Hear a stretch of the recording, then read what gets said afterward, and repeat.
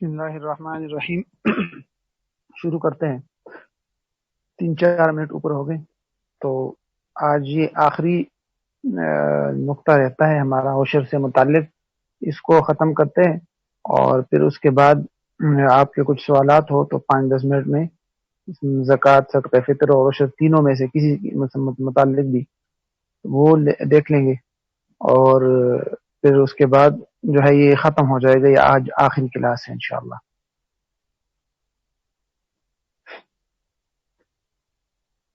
ساتواں جو نقطہ تھا یا جو ساتویں بحث ہے عشر کے اندر، وہ یہ ہے عشر کے مصارف اور ادائیگی کے اصول. اس میں نے یہ تقریباً 6 نقطے بیان دیکھیں نوٹ کیے ہیں. دیکھیے جو اس کو: عشر کا مصرف، نمبر 2 فصل کے بجائے کوئی اور چیز عشر میں دینا، کہ آپ کی گندم کی فصل ہے اور آپ چاہتے ہیں کہ میں گندم نہ دوں عشر، بلکہ میں گندم جتنا عشر بنتا ہے 10واں حصہ گندم کا، اس کی کوئی قیمت دے دوں جیب سے، تو بھی اس کے بارے میں. اور نمبر 3 حکومت اگر عشر وصول کرے. اور نمبر 4 تملیک اور نیت. نمبر 5 پیداوار کو عشر سے پہلے فروخت کر دیا کسی نے، یہ تقریباً اس کی کچھ نہ کچھ بات پیچھے ہو گئی تھی. اور نمبر 6 کاشت کرنے سے پہلے عشر دینا، یا اگنے سے پہلے عشر دینا، یا کھیتی پکنے سے پہلے عشر دینا. ٹھیک، اس کو نمبر وار آپ دیکھیے گا. عشر کا مصرف. عشر کا مصرف کا مطلب ہے کہ پیداوار کا عشر کس کو دیا جا سکتا ہے.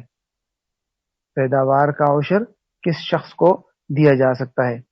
تو کہتے ہیں کہ پیداوار کے عشر کا مصرف وہی ہے جو زکوٰۃ کا مصرف ہے. جو شخص زکوٰۃ کا مستحق ہو، جس کو آپ زکوٰۃ دے سکتے ہیں، تو اس کو عشر بھی دیا جا سکتا ہے، اور جس کو زکوٰۃ دینا درست نہ ہو اس کو عشر بھی نہیں دیا جا سکتا. جہاں تک مستحق زکوٰۃ کی بات ہے کہ زکوٰۃ کس کو دی جا سکتی ہے، اس کی تفصیل ہم نے زکوٰۃ کے بحث میں پڑھ لی تھی کہ وہ شخص جس کے پاس سونا، چاندی، کیش، مال تجارت اور ضرورت سے زیادہ سامان، یہ سب یا ان میں سے کوئی ایک یا ان میں سے 2-3 مل کر 52.5 تولہ چاندی کی قیمت کے برابر نہ ہو، جو تقریباً 50,000 روپے بنتے ہیں. ٹھیک ہے، کوئی ایک چیز ان 5 میں سے، یا یہ 2-3 چیزیں مل کر تو جو ہے 52.5 تولہ چاندی کے بقدر ہو. تو اگر صرف سونا ہے پھر اس کا نصاب الگ ہے، اس کی تفصیل گزر گئی. غیر مسلم کو عشر دینا درست نہیں ہے. صدقہ فطر تو دیا جا سکتا تھا، پیچھے بیان ہو گیا تھا. تو زکوٰۃ اور عشر جو ہے یہ غیر مسلم کو آپ نہیں دے سکتے. اسی طرح یہ نقطہ بھی ذہن میں رکھ لیجئے کہ اگر آپ کا کسی شخص پر قرض لازم ہے تو اس قرض کو آپ عشر میں شمار نہیں کر سکتے. مثال کے طور پر میری فصل ہے، اس کا مجھے عشر دینا ہے، اور ایک شخص ہے زید، وہ غریب ہے، مستحق زکوٰۃ ہے، اس کے ذمہ میرے 10,000 روپے ہے، تو میں یہ سمجھوں کہ میرے اوپر جو عشر ہے، میں اس کو کہوں کہ آپ کے پاس جو میرا قرض ہے اسی قرض کو میری طرف سے عشر میں رکھ لو. یہ درست نہیں ہے. یہ اسی طرح زکوٰۃ میں بھی نہیں کر سکتے آپ، کہ اگر آپ کا کسی غریب کے ذمے قرض ہے، اس قرض کو آپ زکوٰۃ میں شمار نہیں کر سکتے. اس کا درست طریقہ یہ ہے کہ یا تو آپ یوں کر لے کہ اس کو عشر دے دے یا زکوٰۃ دے دے، اور پھر اس سے اپنا قرض دوبارہ وصول کر لے. اس کو کہے کہ میرا قرض دے دو، یا یوں کہہ دے کہ اس کو کہہ دے کہ بھائی تم میرا قرض دے دو، میں تمہیں زکوٰۃ میں یا عشر میں دے دوں گا. اس سے اپنا قرضہ وصول کر لے اور پھر اس کو زکوٰۃ یا عشر میں دے دے. تو یوں صحیح ہو سکتا ہے. یہ ہے عشر کا مصرف. ٹھیک ہے، یہ نقطہ سمجھ آیا. اب دوسری بات کی طرف آ جائیے کہ فصل کے بجائے کوئی اور چیز عشر میں دینا. ٹھیک ہے، دیکھیے حنفیہ کا اصول یہ ہے، حنفیہ کے ہاں فصل سے ہی عشر دینا ضروری نہیں ہے، بلکہ اس فصل کے علاوہ کسی اور جنس سے آپ عشر دے دے یا قیمت دے دے تو بھی درست ہے. مثال کے طور پر آپ کی فصل ہے گندم کی، اور آپ اس کا عشر گندم سے ہی دے دے تو بھی ٹھیک، یا اس کا عشر جو ہے 10واں حصہ گندم کی قیمت دے دے تو بھی ٹھیک، یا 10ویں حصے کی قیمت کی چاول کسی کو دے دے تو بھی ٹھیک. مطلب اسی قیمت، جتنا 10واں حصہ فصل کا ہے اتنی قیمت، یا اتنی قیمت کی کوئی اور چیز دے دے آپ کسی غریب کو تو بھی درست ہے. البتہ دیگر ائمہ کے ہاں یہ درست نہیں ہے. دیگر ائمہ کے ہاں عشر جو ہے وہ اسی فصل میں سے دینا درست ہے، ائمہ ثلاثہ کے ہاں. نمبر 3 حکومت کو عشر دینا. اگر حکومت عشر وصول کرے تو کیا وہ عشر ادا ہو جائے گا یا نہیں؟ تو بتایا تھا جس طرح زکوٰۃ کے لیے علماء نے گنجائش دی ہے کہ زکوٰۃ اگر حکومت وصول کرے تو تقریباً حکومت کو چونکہ ولایت عامہ حاصل ہے تو وہ وصولی درست ہو جائے گی. اسی طرح یہاں پر بھی چونکہ حکومت کو لوگوں پر ولایت عامہ اور اختیار حاصل ہے، اور اسی وجہ سے حکومت زکوٰۃ اور عشر کی وصولی میں فقراء کی طرف سے گویا کہ حکومت ایک طرف سے وکیل ہے، اور حکومت اگر وصول کر لے تو وہ عشر بھی ادا ہو جائے گا. آگے پھر یہ حکومت کی ذمہ داری ہے کہ وہ عشر کو اس کے صحیح اور درست مصارف میں خرچ کرے. اگر حکومت کوتاہی کرے گی تو اس کا وبال بھی حکومت کے ذمہ ہوگا، خود انسان کے ذمہ نہیں ہوگا. آگے نمبر 4، تملیک اور نیت. تملیک کا مطلب ہوتا ہے کہ کیا عشر میں جو چیز آپ دے رہے ہیں وہ آپ کسی رفاہی ادارے میں یا مسجد میں یا ایسی جگہ دے سکتے ہیں جہاں پر باقاعدہ کسی کو مالک نہیں بنایا جاتا بلکہ خرچہ کیا جاتا ہے صرف. تو کہتا ہے کہ بھئی نہیں، عشر بھی زکوٰۃ کی طرح عشر کے اندر بھی تملیک ضروری ہے، باقاعدہ کسی مستحق زکوٰۃ اور غریب کو مالک بنا کر دینا ضروری ہے، اور عشر کی نیت سے دینا ضروری ہے. کسی رفاہی ادارے میں یا مسجد میں نہیں دے سکتے. اگر مدارس میں آپ نے دے دیے تو مدارس کے اندر بھی ضروری ہوگا کہ صرف مستحق طلبہ ہی، جو مستحق زکوٰۃ طلبہ ہے، انہی پر ہی وہ عشر اور زکوٰۃ کے جو ہے پیسے وغیرہ یا جو چیز آپ دیں گے وہ خرچ ہو.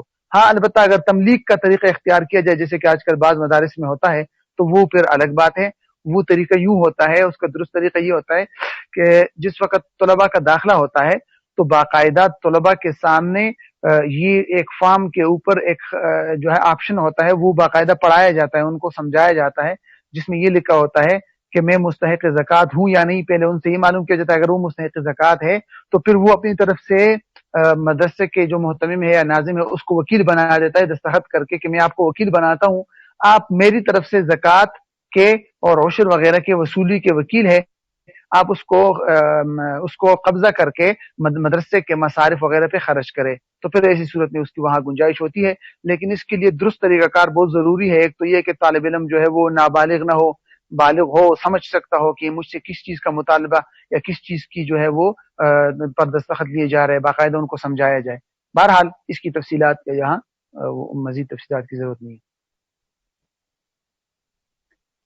اگر پیداوار کو آگے آئیے نمبر 5 پہ، پیداوار کو عشر سے پہلے فروخت کر دیا، کسی نے عشر ادا نہیں کی اور عشر سے پہلے پیداوار کو فروخت کر دیا، تو اس کے بارے میں نے آپ کو بتایا تھا پیچھے کہ اگر اس نے فروخت کیا ہے کھیتی پکنے اور تیار ہونے سے پہلے فروخت کیا تو پھر اس کا عشر کون ادا کرے گا؟ خریدار.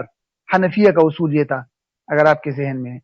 اور اگر اس نے کھیتی پکنے اور تیار ہونے کے بعد فروخت کی ہے اور عشر ادا نہیں کیا تو اس کا عشر کون ادا کرے گا؟ بائع، فروخت کرنے والا. یہ ذہن میں رکھ لیجئے، باہر صورت وہی ادا کرے گا عشر. یعنی کہ اگر کھیتی پک چکی تھی پھر فروخت کی ہے تو پھر عشر فروخت کرنے والا، اور اگر کھیتی ابھی پکی نہیں ہے تو پھر جو ہے خریدار اس کا عشر ادا کرے گا، کیونکہ خریدار کی ملکیت میں وہ پک جاتی ہے تو پھر اس پر عشر لازم ہوگا. اب آ جائیے نمبر 6 پوائنٹ پہ، کاشت کرنے سے پہلے یا اگنے سے پہلے یا کھیتی پکنے سے پہلے اگر کسی نے عشر ادا کر دیا. کیا مطلب؟ مثلا میری گندم کی فصل ہے، ابھی میں نے گندم کی فصل کاشت ہی نہیں کی کہ میں نے پہلے سے ہی اس کا 10واں حصہ ادا کر دیا کہ بھئی اس میں تقریباً ہر سال جو ہے 10واں حصہ، مطلب یہ ہے کہ 20 کلو گندم آتا ہے، وہ میں ابھی سے دے دیتا ہوں، بعد میں دیکھیں گے، اور بعد میں جو ہے فصل کاشت کرتا ہوں، تو یہ عشر ادا نہیں ہوگا. اس کو ذہن میں رکھیے گا. کاشت، فصل کو کاشت کرنے اور بونے سے پہلے اگر عشر نکالیں گے تو وہ عشر کافی نہیں ہے، ادا نہیں ہوگا. فصل اگنے کے بعد دوبارہ عشر نکالنا ہوگا. نمبر 2، اگر فصل اگ چکی ہے لیکن ابھی پکی نہیں ہے، ٹھیک ہے، تو ایسی صورت میں بھی وہ عشر کہتے ہیں کہ اگنے سے پہلے تو عشر درست نہیں ہوگا. اگنے سے پہلے یعنی فصل تو کاشت کر لی لیکن ابھی اگی نہیں ہے فصل، تو اگنے سے پہلے اگر عشر ادا کرے گا تو وہ عشر بھی ادا نہیں ہوگا. اور تیسرا پوائنٹ یہ ہے کہ اگر فصل اگ چکی ہے لیکن کھیتی ابھی پکی نہیں ہے اور تیار نہیں ہوئی، اس سے پہلے عشر ادا کرے گا تو وہ عشر ادا ہو جائے گا. تو یہ 3 پوائنٹ ذہن میں رکھیے گا. کاشت کرنے سے پہلے عشر ادا کرنا یہ درست نہیں ہوگا. کھیتی اگنے سے پہلے عشر ادا کرنا یہ بھی درست نہیں ہے. البتہ کھیتی پکنے سے پہلے عشر ادا کرنا درست ہے. اگ چکی ہے لیکن پکی نہیں ہے تیار نہیں ہوئی اس سے پہلے عشر ادا کرے گا تو درست ہے، کیونکہ اس کا سبب وجوب فی نفسی ہی موجود ہے اور وہ ہے فصل.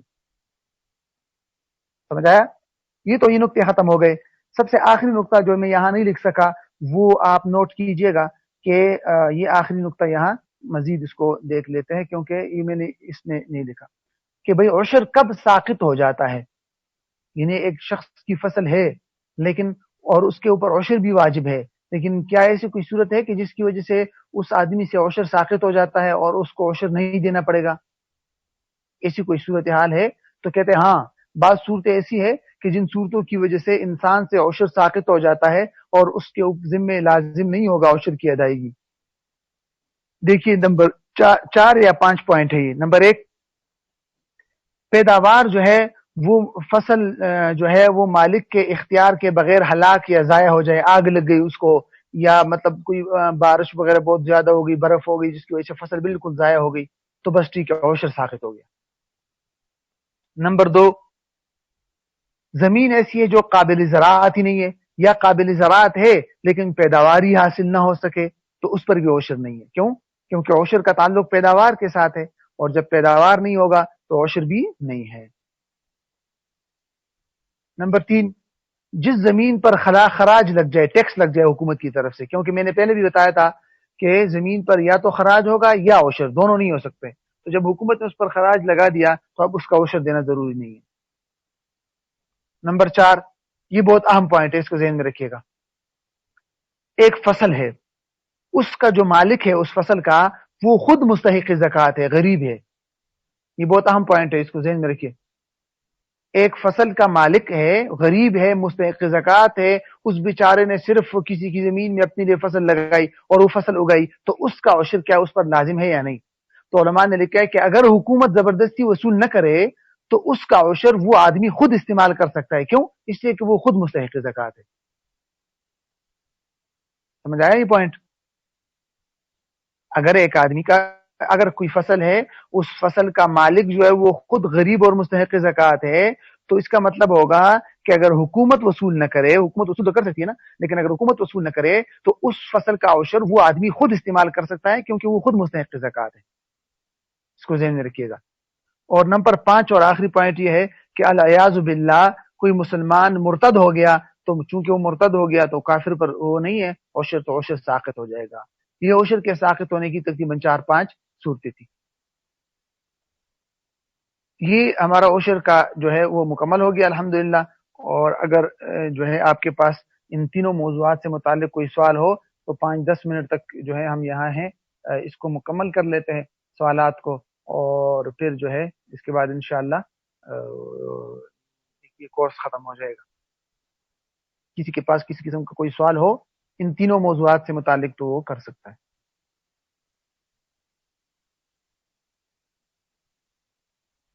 چیٹ میں لکھ لے، اگر چیٹ میں لکھنا مشکل ہو وہاں گروپ میں لکھ لے، میں وہاں بھی دیکھ لیتا ہوں، یا آڈیو آن کر کے وہاں خود زبانی پوچھ لیں.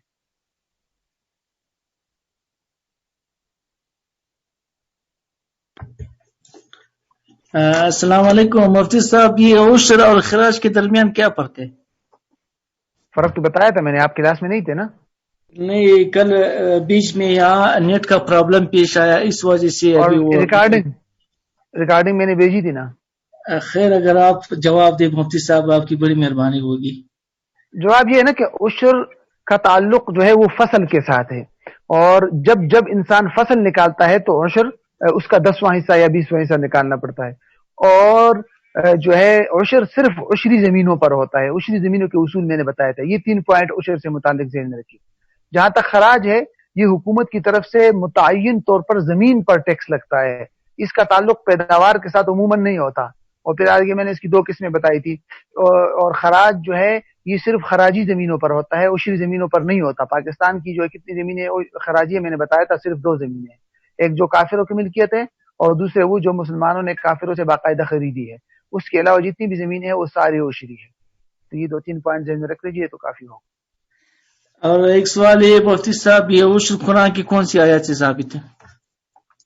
بہت ساری آیات ہے، آپ اس کو دیکھ لیجئے گا. وَآتُوا حَقَّهُ يَوْمَ حَصَادِهِ، جس دن آپ کھیتی کاٹیں گے اس دن اس کھیتی سے حق دے دیا کرے.